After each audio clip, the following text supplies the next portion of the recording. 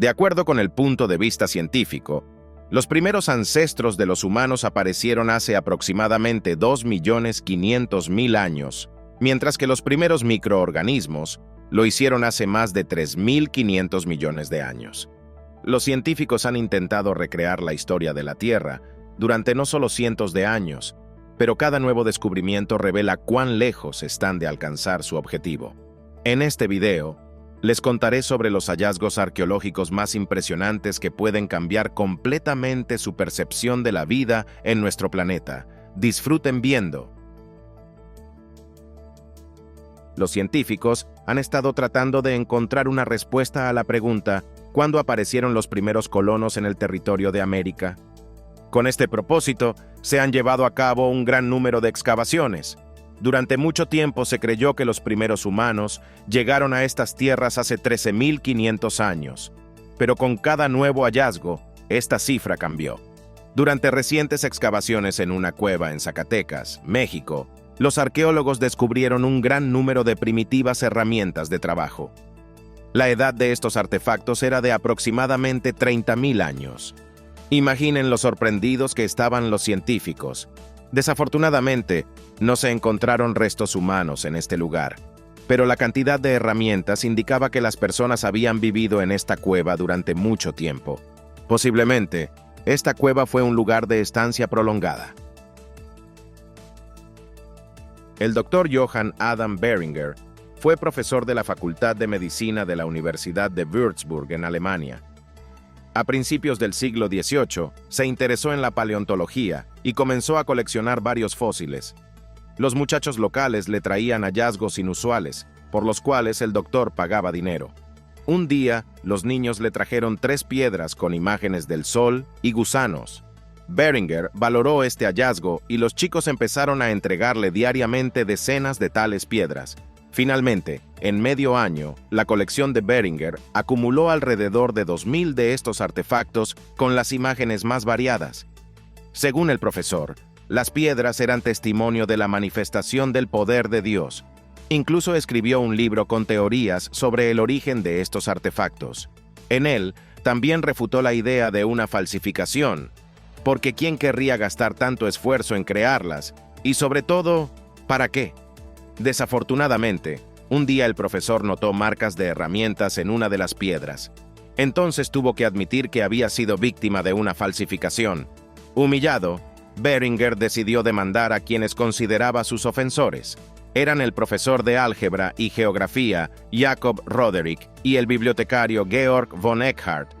Estas dos personas también trabajaban en la Universidad de Würzburg. Sorprendentemente, Beringer logró probar su culpa y ganar el juicio.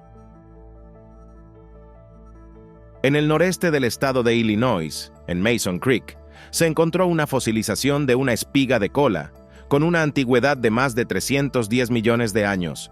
Como se sabe, las espigas de cola son fósiles vivientes.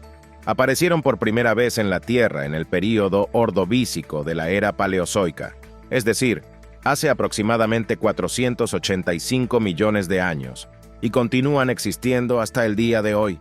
Los fósiles vivientes representan un valor especial para los paleontólogos, ya que gracias a ellos, los científicos obtienen información sobre los cambios evolutivos en anatomía, comportamiento y alimentación. La fosilización encontrada de la espiga de cola estaba muy bien conservada. Al examinarla detenidamente, Russell Bignell, paleontólogo de invertebrados de la Universidad de Nueva Inglaterra en Australia, notó una impresión blanca del cerebro y otras partes del sistema nervioso del antiguo artrópodo. Después de tal descubrimiento, los científicos pudieron comparar el cerebro y el sistema nervioso de este ejemplar con la estructura de las espigas de cola modernas. Resulta que, en más de 300 millones de años, no ha habido cambios dentro de estos animales. Este descubrimiento llenó los vacíos en el conocimiento sobre la estructura interna de las antiguas espigas de cola y permitió compararlas con sus parientes modernos. Esta huella fue encontrada en la costa de México. Su investigación sorprendió a los científicos, ya que la datación de la roca en la que se encontraba la huella retrasó la fecha de la aparición de los primeros humanos en América en más de 100.000 años. Además, esta huella era mucho más grande que otras que los científicos habían encontrado anteriormente. Este descubrimiento llevó a los antropólogos a pensar que entre los primeros colonos del continente había una especie desconocida de humanos. Según el tamaño de la huella, esta especie era mucho más alta y más grande. Los representantes de esta especie incluso podrían llamarse gigantes entre los humanos. Desafortunadamente, los arqueólogos no pudieron encontrar restos de a quién podría haber pertenecido la huella, y por el momento, no podemos saber nada sobre estos humanos. En el año 2003, arqueólogos realizaron excavaciones en la isla indonesia de Flores. En la cueva Liang Bua descubrieron restos de 8 antiguos humanos. Este hallazgo sorprendió mucho a los investigadores, ya que su altura no superaba los 100 centímetros. Debido a esta característica, a estas personas se les apodó hobbits, en honor a los personajes de baja estatura de la famosa trilogía de John Ronald Reuel Tolkien, El Señor de los Anillos. Oficialmente la especie fue nombrada Homo floresiensis o hombre de flores. Las características distintivas de estas personas eran su baja estatura, pequeña caja craneal y rasgos arcaicos. Esta especie carecía de prominencia mentoniana, tenía una gran nariz achatada y arcos supraorbitarios masivos. La estructura del cráneo y las extremidades del hombre de flores también difería de la anatomía del Homo sapiens en la proporción de la longitud de los huesos individuales. Apariencia externa de estas personas se parecía más a un Australopithecus. A pesar de su pequeño volumen craneal, los hobbits eran capaces de encender fuego y fabricar herramientas de trabajo primitivas. Su baja estatura fue condicionada por su aislado hábitat. La isla de Flores está rodeada por profundas aguas marinas, y los hombres de Flores no tenían la oportunidad de migrar a otras regiones. Es interesante que en esta misma isla también vivieron elefantes de pequeña estatura. Después de analizar los restos de los hobbits y sus herramientas de trabajo encontradas en la misma cueva, los científicos determinaron que la edad de estos hallazgos era de 60 a 100.000 años. Según los antropólogos, las personas a las que pertenecían los restos encontrados fueron los últimos representantes de su especie. Probablemente, la extinción de los hobbits estuvo relacionada con la erupción de un volcán. La historia del hombre de Piltdown comenzó en 1912. Entonces, el arqueólogo aficionado británico Charles Dawson descubrió en la cueva de Piltdown fragmentos de un cráneo humano. Después de estudiarlo y reconstruirlo, el británico concluyó que estaba tratando con una especie desconocida de humanos y le dio el nombre de Hombre de Dawson. Según el arqueólogo, junto con los restos en la cueva también se encontraron herramientas de trabajo primitivas y fósiles de animales. Esto le llevó a suponer que el hombre de Piltdown vivió allí hace aproximadamente 1 millón de años. Ahora suena gracioso, pero en ese momento esta noticia se convirtió en una sensación y se difundió rápidamente por los medios impresos. El hallazgo se presentó al público como el eslabón perdido en la evolución entre el mono y el hombre moderno. Los científicos comenzaron a sospechar que algo estaba mal con el cráneo encontrado en el mismo año, 1912. Por ejemplo, el antropólogo británico Arthur Keith notó una desproporción en los dientes y la mandíbula, pero nadie le prestó atención en ese momento. Finalmente, solo en 1953 se descubrió que la parte principal del cráneo pertenecía a un hombre moderno y la parte inferior cerrada a un orangután. Esta historia lleva a pensar, ¿y si el hombre de Piltdown no fue la única invención entre los hallazgos arqueológicos? Oficialmente se considera que el primer prototipo de bujía fue inventado por el ingeniero francés Étienne Lenoir en el año 1860. Sin embargo, un hallazgo casual en el sur de California puso en duda este hecho. En 1961, Mike Mikesell, Wallace Lane y Virginia Maxey se dirigieron a las montañas en la zona de Coso para recolectar una vez más diferentes piedras y minerales interesantes.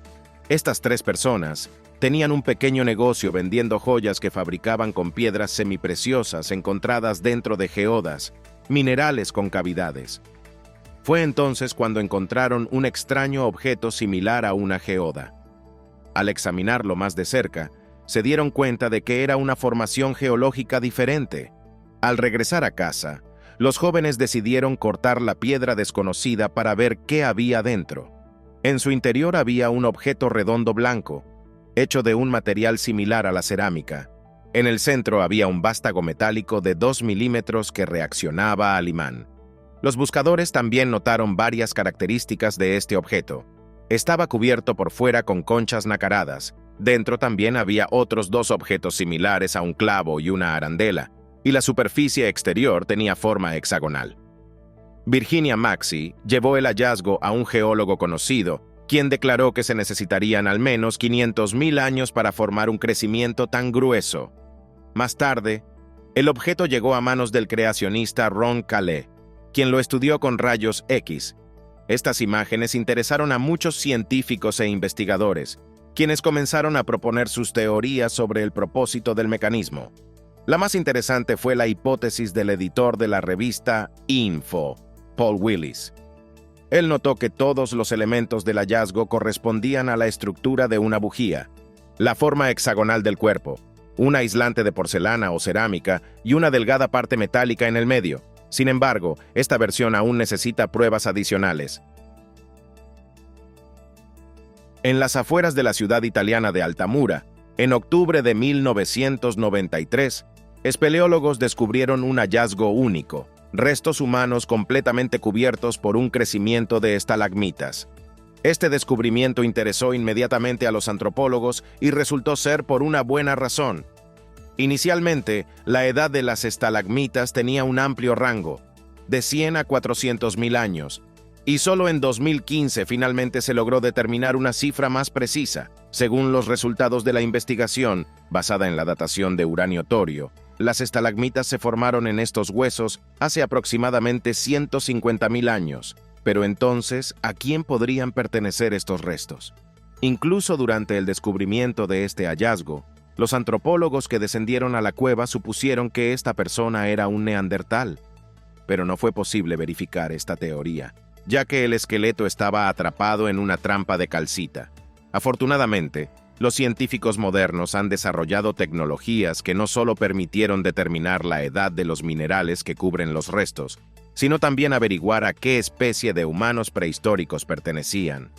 Resulta que los antropólogos tenían razón, y era realmente un neandertal. Probablemente, esta persona cayó accidentalmente en una grieta en la cueva, donde murió. Gracias al crecimiento de las estalagmitas, este esqueleto se conservó completamente incluso después de 150.000 años. El parántropo etíope es uno de los parántropos más antiguos conocidos por la ciencia.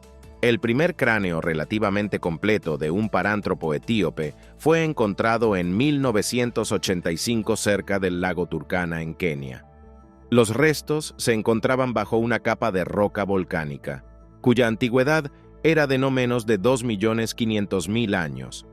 Más tarde, en el mismo lugar, se encontró la mandíbula inferior de otro parántropo etíope. El cráneo descubierto en 1985 recibió el nombre de cráneo negro, ya que la mineralización lo había teñido de un color azul negro. Este hallazgo, en su forma general, recordaba al cráneo del australopiteco de Afar. Las diferencias residían en que el homínido etíope tenía una caja craneal más pequeña con un gran cresta sagital y mandíbulas muy grandes. Los dientes de esta especie no se conservaron, pero por el tamaño de la cavidad bucal se podía deducir que eran grandes. Probablemente, el parántropo etíope prefería alimentarse de comida dura y fibrosa. Esta especie combinaba características primitivas e individuales. Los científicos lo ubicaron en el árbol evolutivo humano entre el australopiteco de Afar y el parántropo más tardío de Boise. Lo único que aún se desconoce en la ciencia es de qué especie de homínido descendía el parántropo etíope. Algunos antropólogos creen que precisamente de esta especie surgieron los australopitecos robustos de África Oriental y Meridional, mientras que otros sugieren que el tipo etíope es el antepasado solo del parántropo de Boise.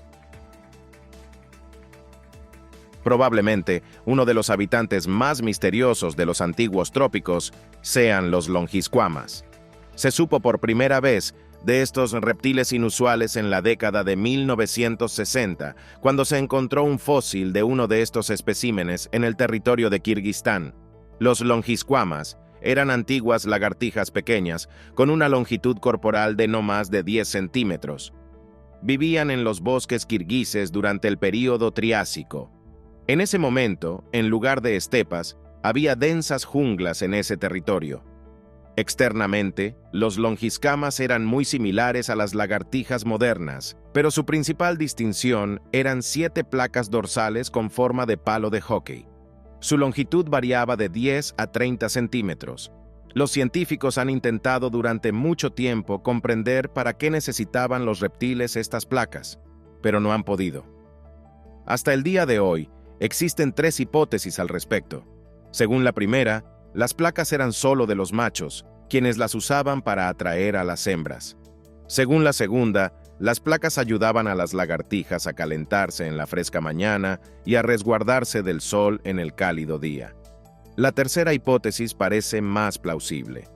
De acuerdo con ella, las placas ayudaban a los longisquamas a realizar saltos suaves y largos de rama en rama, suavizando el aterrizaje, similar a las alas.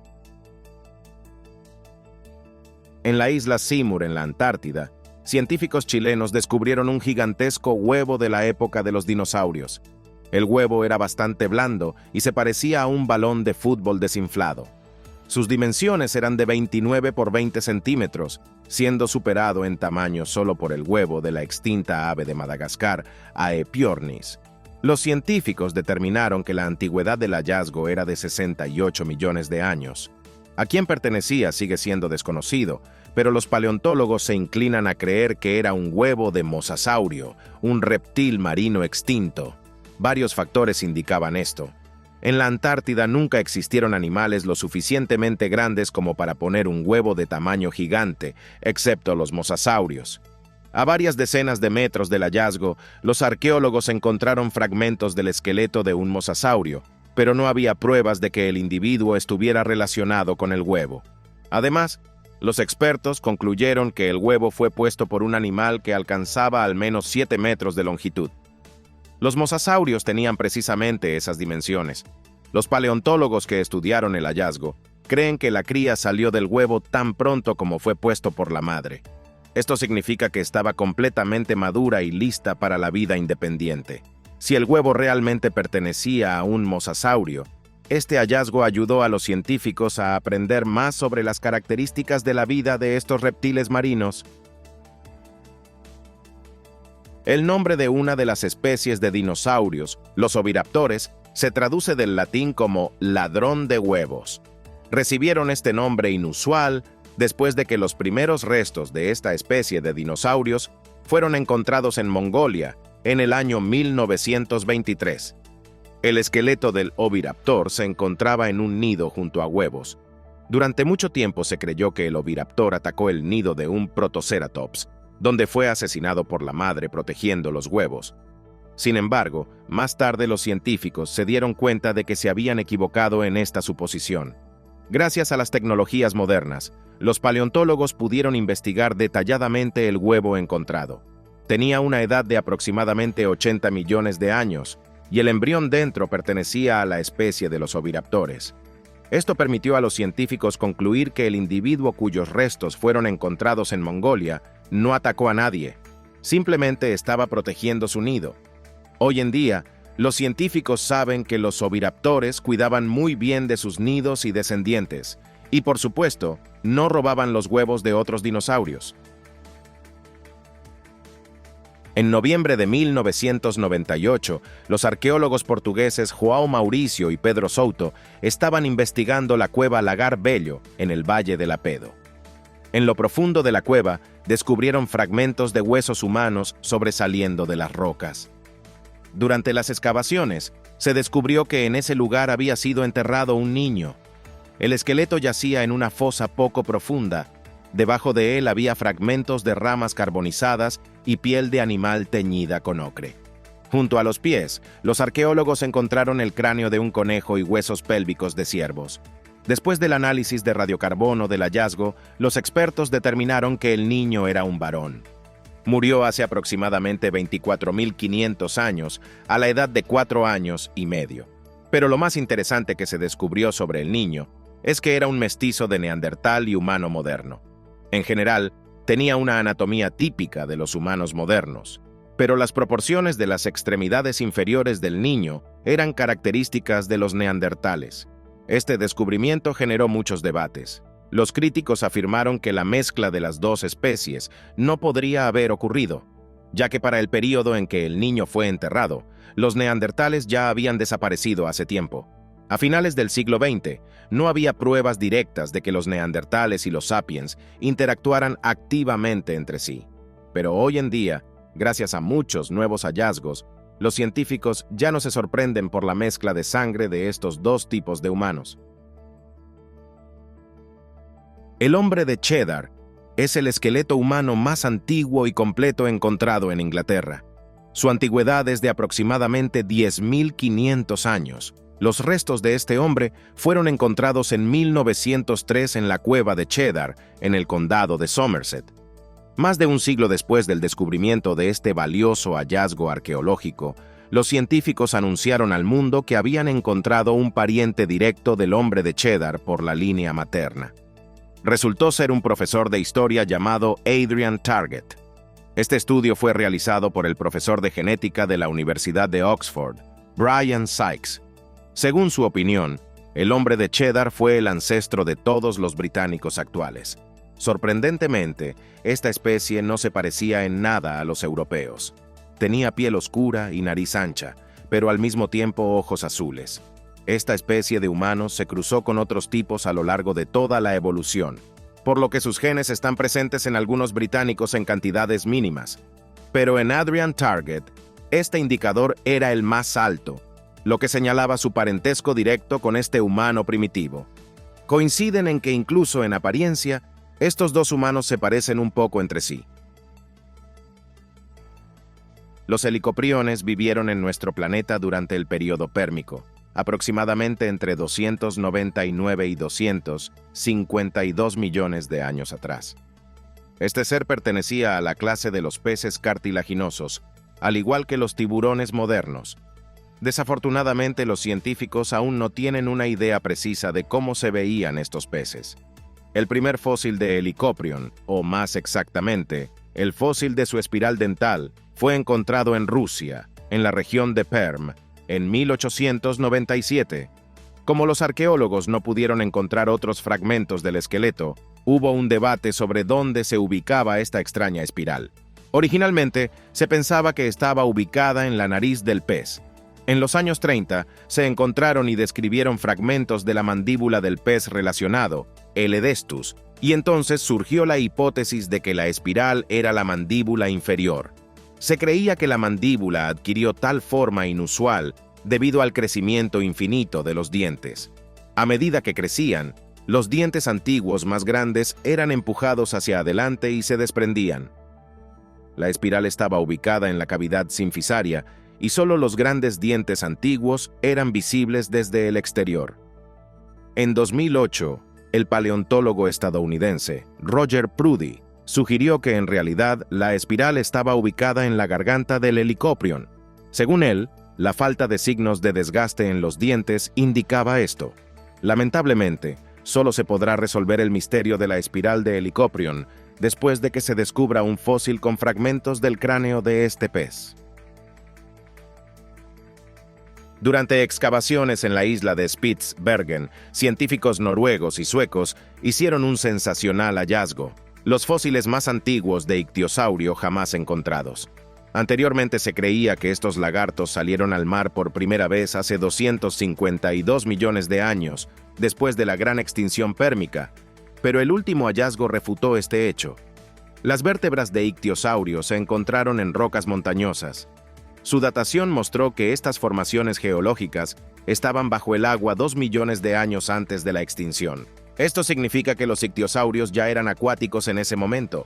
Además, utilizando modelado por computadora, los científicos lograron establecer que el individuo al que pertenecían los restos tenía una anatomía correspondiente a sus parientes más tardíos que vivían en el mar. Como resultado de la investigación, los paleontólogos concluyeron que los ictiosaurios nadaban en el agua 2 millones de años antes de la gran extinción y posiblemente nunca tuvieron antepasados terrestres.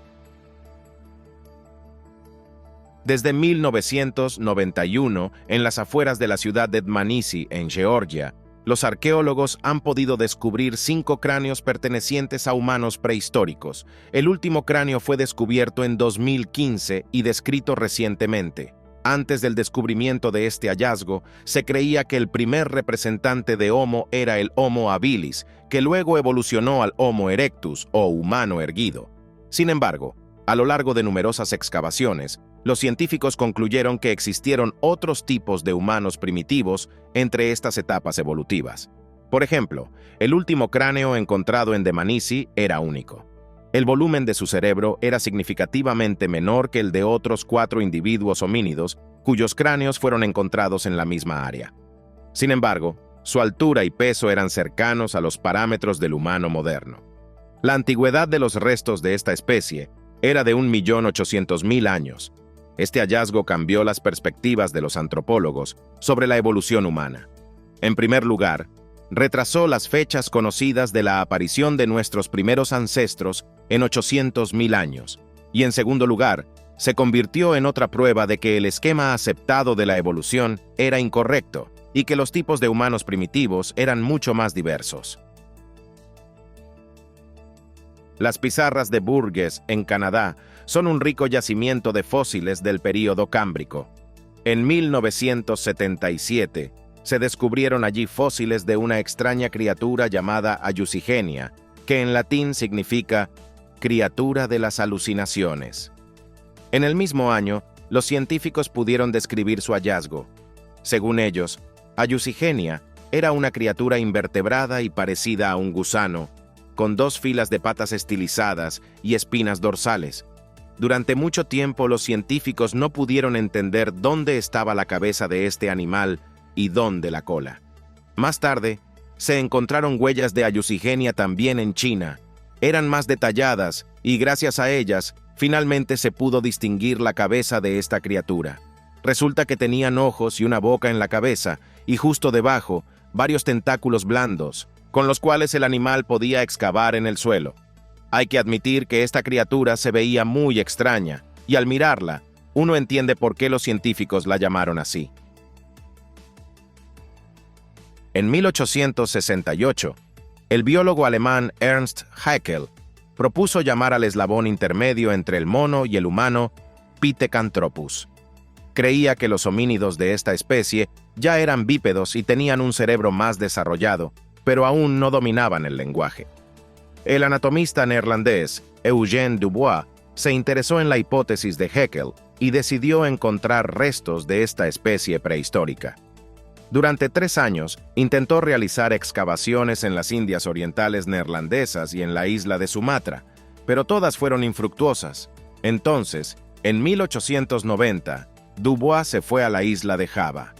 Ese mismo año, cerca del pueblo de Kedung Brubus, logró encontrar un fragmento de mandíbula humana, por lo que decidió continuar su búsqueda de restos de Pithecanthropus. Durante los siguientes 2 años, cerca del pueblo de Trinil, logró encontrar la tapa del cráneo de una especie primitiva, un fémur de humano bípedo y varios dientes grandes. Dado que todos estos hallazgos se encontraban en la misma capa y tenían la misma conservación, Dubois concluyó que los restos pertenecían a la misma persona. Inicialmente, el descubrimiento de Dubois fue sometido a críticas severas, ya que la tapa del cráneo realmente correspondía más a la anatomía de un mono, mientras que el fémur claramente pertenecía a un humano. Sin embargo, excavaciones posteriores en la isla de Java confirmaron que hace aproximadamente 10.000 años realmente existió una especie prehistórica de humanos en su territorio. Desde 1950, los Pithecanthropus, Sinanthropus y otros humanos cercanos en anatomía y cronología se clasifican como Homo erectus o humano erguido. En 1996, en las afueras de la ciudad de Kennewick, en el estado de Washington, adolescentes encontraron accidentalmente restos humanos. En el territorio donde se descubrió el hallazgo, comenzaron excavaciones en las cuales los arqueólogos lograron obtener casi un esqueleto completo de un hombre desconocido. Mediante datación, los expertos establecieron que la antigüedad de los restos era de 9.900 años. Inicialmente se creía que el esqueleto no podía pertenecer a un ancestro de los nativos americanos, ya que externamente no tenía características típicas de esta raza. Sin embargo, los propios nativos americanos tenían una opinión diferente y exigían la devolución de los restos para su entierro. Curiosamente, sobre la base de estos debates se llevaron a cabo audiencias judiciales y finalmente los antropólogos ganaron, conservando el hallazgo para futuras investigaciones. En 2015, mediante secuenciación del genoma, se logró establecer que el hombre de Kennewick estaba emparentado con la tribu de indios nativos americanos Colville. Los resultados de esta investigación demostraron que los nativos americanos tenían razón. En 1922, el geólogo estadounidense Harold Cook encontró un extraño diente cerca de su rancho en Nebraska. Mostró su hallazgo al paleontólogo Henry Osborn, quien supuso que pertenecía a un hombre prehistórico al que llamó Hesperopiteco. Ahora el Hesperopiteco es más conocido como el hombre de Nebraska. Lo más sorprendente es que después del hallazgo de Osborn, apareció una ilustración de los Hesperopithecos en el periódico Illustrated London News, mostrando cómo se veía esta especie de hombres prehistóricos. Resulta que a partir de un solo diente, el artista logró reconstruir la apariencia. De hecho, el ilustrador se basó en una escultura de Pithecanthropus. Por cierto, Osborn no apreció esta ilustración. En 1925 ocurrió un evento sensacional que puso fin a las historias sobre el Hesperopiteco. Resultó que el diente encontrado por Osborn pertenecía no a un hombre, sino a un pecarí, un mamífero artiodáctilo similar a un cerdo. Eso es todo por mi parte. Si les gustó este video, no olviden valorarlo, suscribirse al canal y tocar la campanita. Para mí, su actividad es la mejor recompensa. Gracias por su atención. Nos vemos pronto. Adiós.